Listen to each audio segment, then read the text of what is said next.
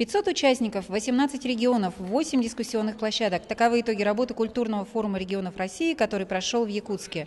В течение дня участники форума обсуждали актуальные для сферы культуры вопросы. По окончании работы эстафета форума была передана в Москву. Форум завершен успешно. Это был первый блин, и, как мне кажется, он не получился комом.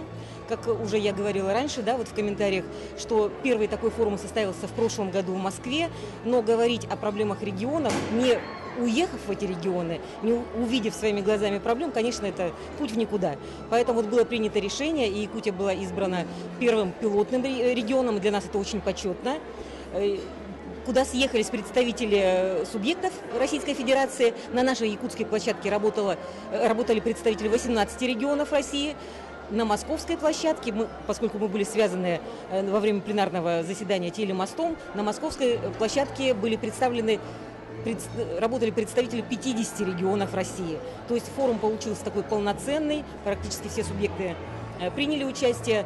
И вы знаете, вот результат наших обсуждений, вот прошло у нас 8 дискуссий, работало 8 секций, было проведено 3 семинара, 1 мастер-класс. И, в принципе, мы стараемся свои проблемы, конечно, вынести, да, в первую очередь, как принимающая сторона. Но, слушая наших гостей, мы понимаем, что проблемы, в общем-то, по России в этой области, они примерно у всех одинаковые. Поэтому очень так плодотворно мы поработали. Далеко не всем удалось, к сожалению, выступить, потому что очень объемные выступления, очень такие продуманные. Знаете, вот люди говорят о наболевшем, да, и вот даже регламент какой-то было, вот мне как модератору неудобно вводить, потому что, люди приехали в такую даль, да, поговорить о проблемах, найти пути их решения, как их прерывать. Поэтому, там уповали уже, так сказать, на то, что они сами будут на часы посматривать. То, что мы не успели послушать, мы увидим в записи, в любом случае мы постараемся все выступления, все предложения сохранить.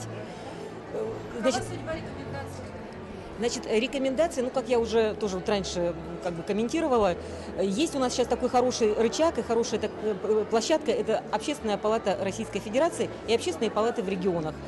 Эта сеть уже налажена, она работает, и Общественная палата России взяла на себя труд и притворила в жизнь такую хорошую идею, как нулевые чтения. То есть сейчас на площадке Общественной палаты России проходит обсуждение законопроектов, жизненно важных, да, для страны, еще до того, как эти законопроекты поступают к депутатам.